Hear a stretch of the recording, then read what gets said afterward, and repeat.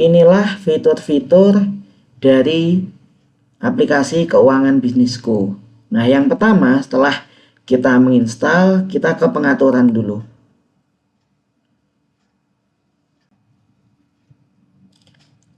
Nah, menu pengaturan ini kita gunakan untuk mengatur berbagai hal tentang bisnis kita. Yang pertama adalah nama perusahaan, kita edit. Misalkan di sini saya PT Cuan Bersama Sentosa.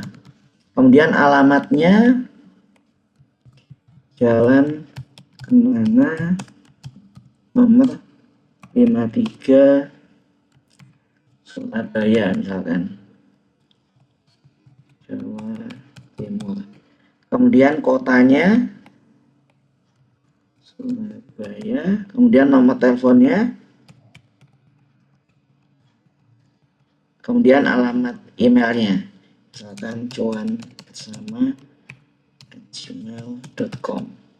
Nah, setelah itu kita upload logo perusahaan kita yang nanti logonya akan saat kita membuat invoice, kita membuat surat jalan, kita membuat berbagai file yang PDF nanti akan muncul. Kita upload logonya. Di sini saya sudah menyiapkan logo. Oke, setelah itu kita simpan profil. Nah, ini tampilan aplikasi juga bisa like sama dark ya. Kemudian backup dan restore juga ada di sini. Kemudian selanjutnya kita tambahkan nomor rekening yang nanti akan muncul di invoice.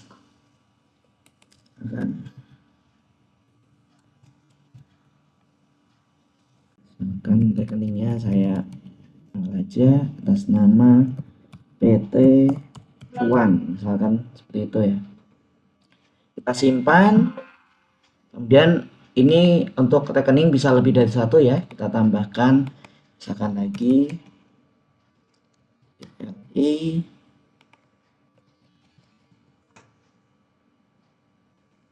PT Cuan. Saya akan tambahkan lagi di sini Mandiri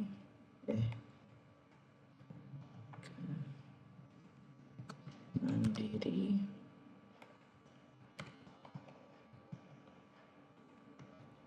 PT Cuan.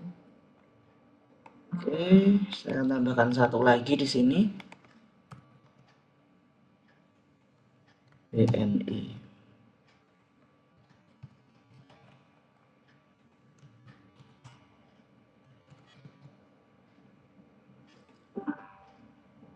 Oh, 011 sudah ada ya. 04. Oke, rekening sudah berhasil ditambahkan. Selanjutnya adalah manajemen kategori. Nah, manajemen kategori ini kita gunakan untuk menambahkan kategori pengeluaran dan pemasukan. Nah, kita akan menambahkan dulu misalkan ID customnya ini bebas ya, 1234 misalkan. Ini saya akan menambahkan pembayaran uang sampah misalkan. Nah, masuknya berarti ke pengeluaran. Simpan, kemudian tambahkan kategori. Misalkan penjualan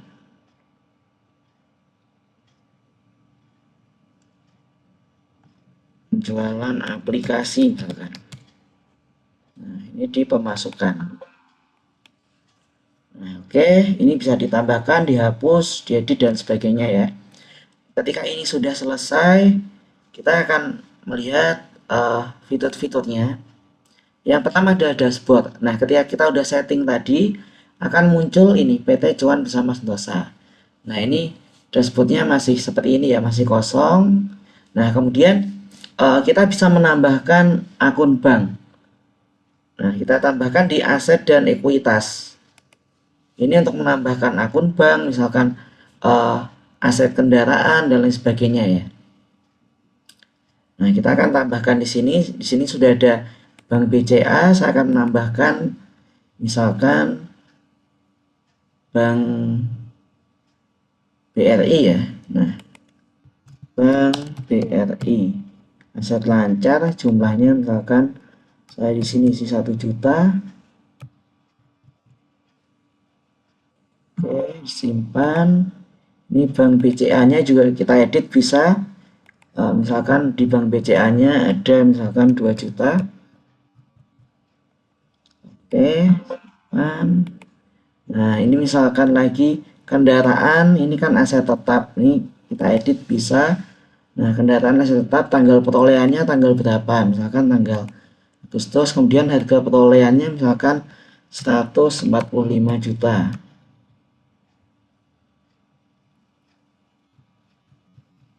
Nah, umur manfaatnya berapa? Misalkan ini hitungannya bulan ya. Misalkan 36 tambah 12, 48. Misalkan hanya 48 bulan ya. Simpan. Nah, aset ini bisa kita susutkan. Jadi jalankan penyusutan. Misalkan Agustus. Nah, dia akan menyusut. Ada penyusutan asetnya, itu udah otomatis ya ketika kita setting tadi. Nah, kita bisa nambahkan bank-bank lain, misalkan tambahkan bank Mandiri, misalkan jumlahnya misalkan 3 juta. Oke, kita tambahkan. Nah, kas misalkan kita tambahkan, ini kasnya minus ya. Kita tambahkan, kita edit kasnya misalkan 10 juta. Oke. Nah, ketika ini sudah selesai, maka akan muncul di sini kasnya ada berapa, bank mandirinya, kemudian bank BCA dan sebagainya. Nah, selanjutnya menu transaksi. Nah, ini untuk tadi secara otomatis ketika kita melakukan penyusutan otomatis masuk ke sini ya. Jadi otomatis akan masuk ke pencatatan. Nah, kemudian ini untuk menginput transaksi. Nah, contohnya di sini tanggal 25 pemasukan pendapatan dari apa? Penjualan aplikasi misalkan. Kemudian masuk ke mana uangnya? Bisa ke kas, Bank BRI, BCA yang sudah kita setting tadi. Di sini saya pilih Bank BRI. Kemudian contohnya misalkan jumlahnya 5 juta. Kemudian deskripsinya penjualan aplikasi. Nah, misalkan kemudian customernya siapa? Misalkan customernya Tama di sini. Nah, kemudian kalau pengeluaran ya vendornya bisa diisi atau suppliernya. Kemudian tambahkan transaksi. Nah, transaksi akan ditambahkan. Kita cek tadi BRI apakah sudah nambah 5 juta. Kita cek di sini. Nah, BRI sudah nambah 5 juta. Tadi saldonya 1 juta ya. Nah, kemudian penjualan ini pemasukannya bisa kita buatkan kwitansi juga. Karena kan kita sudah menerima uangnya ya. Nah, kita buat nama pembayarnya siapa. Di sini bisa diketik nama atau kalau sudah sesuai default ya tinggal oke aja. Untuk pembayaran penjualan aplikasi sini saya tulis pembelian aplikasi. Tapi kalau defaultnya seperti ini langsung oke saja ya. Oke. Nah, kita simpan. Nah, kwitansi sudah tersimpan. Kita cek dulu. Kita cek, ini dia kwitansinya. Nah, kwitansinya sudah ya. 5 juta rupiah pembelian aplikasi. Nah, tampil seperti ini, kotanya Surabaya, PT Cuan bersama Sentosa. Seperti itu ya. Oke. Selanjutnya untuk ini bisa kita edit transaksinya atau hapus. Ketika diedit atau dihapus, otomatis juga datanya akan mengikuti ya di sini. Kita kasih contoh misalkan tadi berarti kan 6 juta. Nah, pembelian penjualan aplikasinya kita edit misalkan. Oh, ternyata kita salah masukkan enggak 4 juta, enggak 5 juta, ternyata 4 juta. Nah, kemudian kita simpan, save.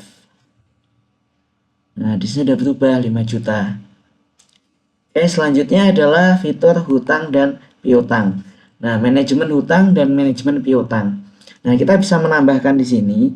Contohnya manajemen hutang. Kita punya hutang misalkan jatuh temponya tanggal 31 misalkan. Pemberi hutangnya misalkan Devi, jumlahnya misalkan 5 juta. Keterangannya misalkan untuk pembelian bahan baku. Nah, kita tambahkan hutang baru. Nah, hutang sudah bertambah. Nanti ini juga akan masuk ke laporan neraca kita. Nah, kalau misalkan ini kita cicil hutangnya, nah itu bisa kita tinggal klik aja sini, kemudian kita cicil hutangnya, misalkan kita cicil 1 juta dulu. Nah, tanggal bayarnya tanggal 25 misalkan. Uangnya diambil dari mana? Tadi kan untuk kas kan ada 10 juta ya. Kita ambil dari kas saja kalau gitu. Kita tulis cicilan pertama misalkan. Nah, kemudian kita simpan bayaran. Nah, ketika kita klik ini akan muncul cicilan pertama. Kita lihat di bagian transaksi. Tadi ngambil dari kas 9 juta kan. Nah, kemudian di sini juga udah ada pembayaran hutang. Pembayaran hutang cicilan pertama 1 juta. Ini sudah otomatis ya. Begitu juga dengan manajemen piutang. Sama seperti itu. Misalkan jatuh temponya tanggal 31 di sini. Misalkan pelanggannya namanya siapa? Misalkan Dwi. Jumlahnya misalkan 2 juta. Untuk pembelian misalkan pembelian madu. Nah, kita tambah piutang baru. Nah, ketika sama Dwi dicicil, sama juga bisa dicicil. Sama Dwi dicicil 1 juta misalkan. 1 juta. Nah, kemudian uangnya masuk ke mana? Ke kas misalkan. Jadi kasnya tadi 9 juta, nanti akan nambah menjadi 10 juta. Nah, kita klik datanya ada, kemudian di transaksi juga ada menerima piutang. Nah, 1 juta. Di dashboardnya juga sudah terupdate. Nah, seperti itu ya untuk manajemen hutang dan piutang. Kemudian data kontak. Data kontak di sini digunakan untuk menyimpan kontak supplier dan juga kontak customer, vendor atau supplier. Nah, di sini bisa kita tambahkan misalkan ID-nya 1, nama perusahaan misalkan PT Sinar, alamatnya Jalan Lawu misalkan, teleponnya 8, websitenya www.sinar.com,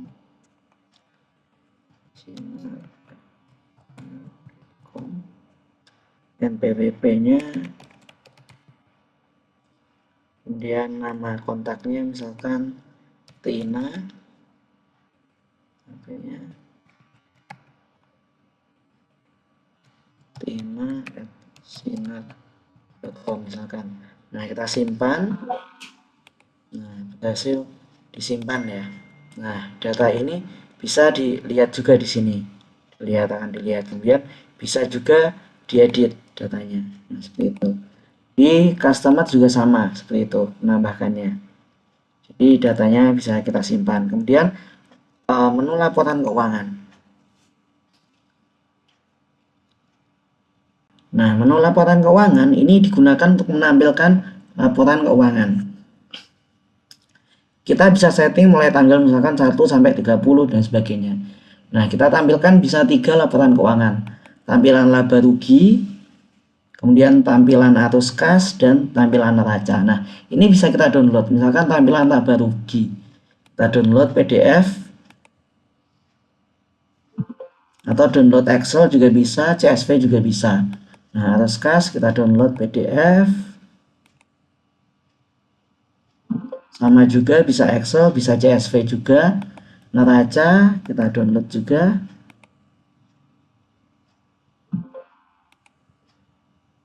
Nah, kita akan lihat. Nah, ini laporan laba ruginya. Nah, seperti ini. sudah ada kopnya, sudah ada laporan laba ruginya. Kemudian laporan arus kas. Nah, ini laporan arus kasnya sudah dibuat, dan laporan neracanya. Nah, laporan neraca juga ada piutangnya berapa, kemudian di Bank BCA berapa, kemudian deposito berapa, Bank BRI berapa, semua ada di sini. Nah,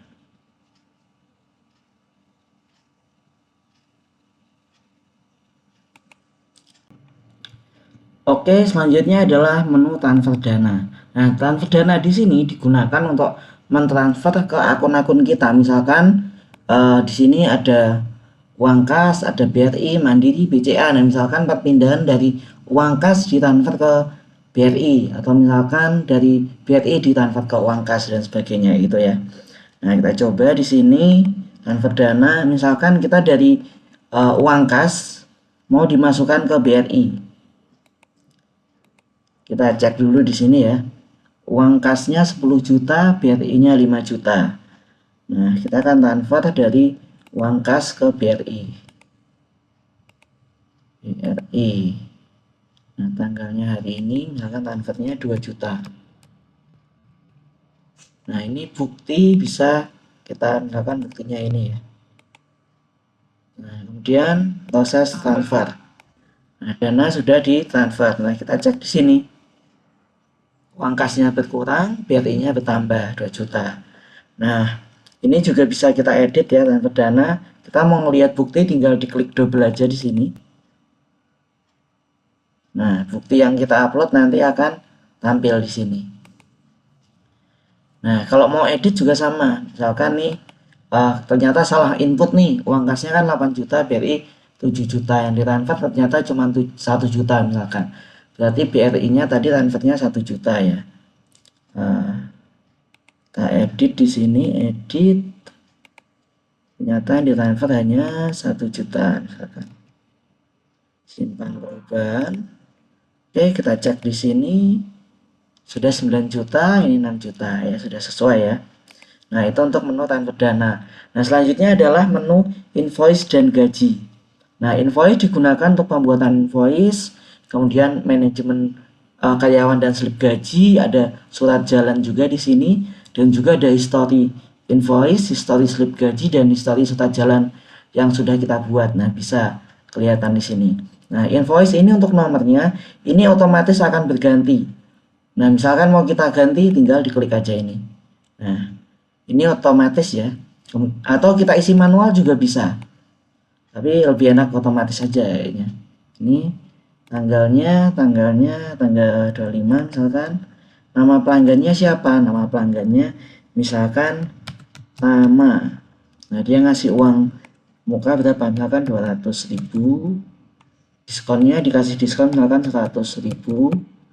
Pajak misalkan 11%. Ini nggak diisi juga nggak masalah. Nah, misalkan paket A 25, misalkan harga satuannya misalkan 50.000. Nah, kita tambahkan item ya. Kemudian misalkan paket B 30, misalkan 75.000. Nah, oke. Kalau sudah seperti ini, kita buat invoice. Kalau sudah sesuai, nah, invoice kita save. Nah, ini kita cek invoice-nya. Nah, ini invoice-nya. Nah, invoice-nya sudah seperti ini. Langsung ada kopi suratnya, invoice, nomor invoice, tanggal kepadanya. Nah, seperti ini. Bahkan ada nomor rekening yang sudah kita input sebelumnya di setting ya, atau pengaturan. Oke. Nah, ini juga bisa kita lihat di history invoice. Nah, ini yang sudah kita buat tadi. Bisa di preview, bisa di download PDF, diedit juga bisa, dihapus juga bisa. Nah, selanjutnya adalah menu manajemen karyawan dan slip gaji. Ini untuk menambahkan karyawan. Nah, kita tambahkan dulu karyawannya. Misalkan ID karyawannya KC001, namanya misalkan Dwi, posisi misalkan marketing, gaji pokok misalkan 2.500.000, tambahkan. Oke, tambah satu lagi ya, misalkan KC002, namanya misalkan Putra, posisi misalkan OB, gaji pokoknya 1.500.000. Oke, simpan. Nah, untuk membuat slip gaji, kita tinggal di bagian slip gaji ini, kita pilih karyawan mana yang mau dibikin, misalkan Dwi. Nah, periode apa? Misalkan Agustus 2025. Nah, ini pendapatan tambahannya ya. Kalau dikosongin juga nggak apa-apa, langsung bikin invoice saja. Berarti kalau dia nggak ada potongan dan pendapatan tambahan. Nah, di sini saya akan tambahkan misalkan uang lembur. Misalkan 750.000. Tambahkan lagi misalkan uang makan.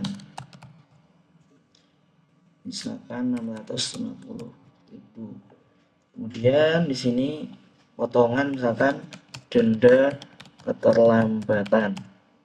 Sini 150.000.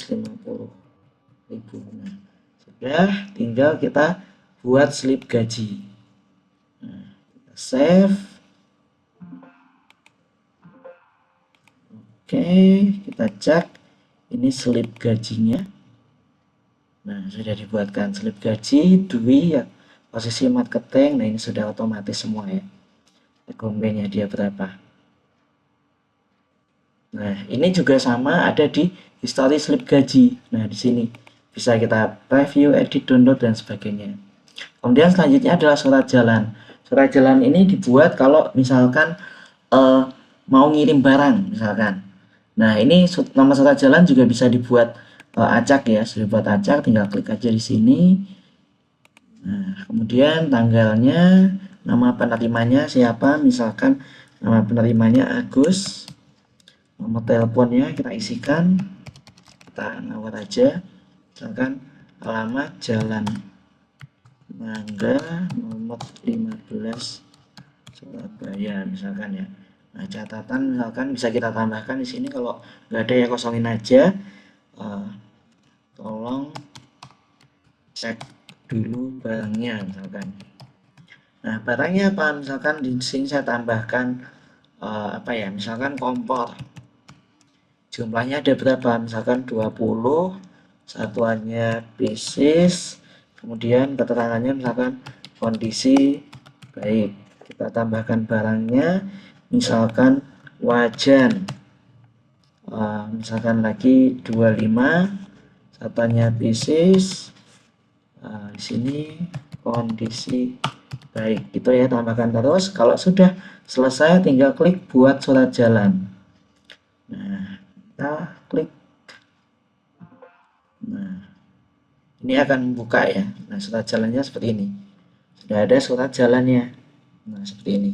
Ada pengirimnya siapa, penerimanya siapa, tanda tangannya. Nah, tampilannya seperti ini ya. Sama ini juga ada di history surat jalan. Nah, di history ini juga sama seperti sebelumnya. Kita bisa preview, download, edit, dan hapus surat jalannya. Nah, seperti itu ya. Kemudian selanjutnya adalah info dan lisensi. Nah, ini ketika kita membeli aplikasi keuangan bisnisku, kalau yang lisensinya lifetime berarti bisa digunakan selamanya ya, tidak perlu membayar lagi, hanya cukup bayar sekali saja. Tetapi kalau misalkan mau tambah, karena ini kan satu lisensi untuk satu komputer aja, kalau mau tambah bisa hubungi CS di sini, atau misalkan ngambil lisensinya yang 6 bulan, nah mau perpanjang, nah bisa lewat chat ini, kemudian tinggal copy ini ya, copy hardware ID-nya. Oke, itu tadi ya fitur-fitur dari aplikasi keuangan bisnisku. Terima kasih.